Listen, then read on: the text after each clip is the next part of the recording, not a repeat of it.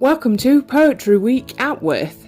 This week we'll be exploring why poetry is such an amazing form of expression, why poetry is so powerful and how we can use it ourselves.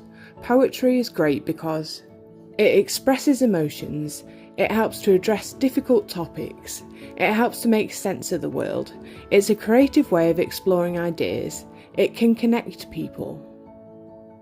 Poetry has been widely used throughout history as a way for people to relay their thoughts, feelings and experiences.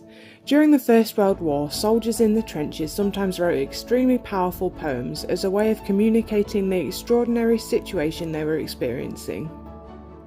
In the 1960s, feminist poetry emerged. Influenced by social change, women used poetry to amplify their voices, challenging the patriarchy and claiming their place in society.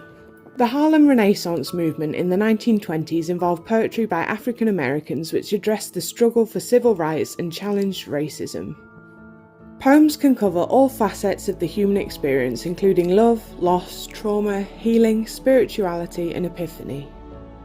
Poetry is eternal, it echoes through the ages. Here's some lines that have stood the test of time. You'll no doubt have heard some of these. You may write me down in history with your bitter twisted lies. You may trod me in the very dirt, but still like dust I'll rise. And when they dare to tell you about all the things you cannot be, you smile and tell them, I am both war and woman and you cannot stop me. That since day one, she's already had everything she needs within herself. It's the world that convinced her she did not.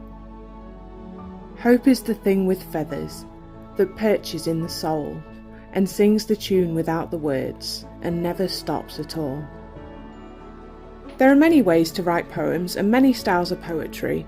We'll be covering some of these on Wednesday, as well as having a go at writing our own poem about winter, which we'll use for our winter project we'll be continuing on Friday. But for now, have a poetic start to the week.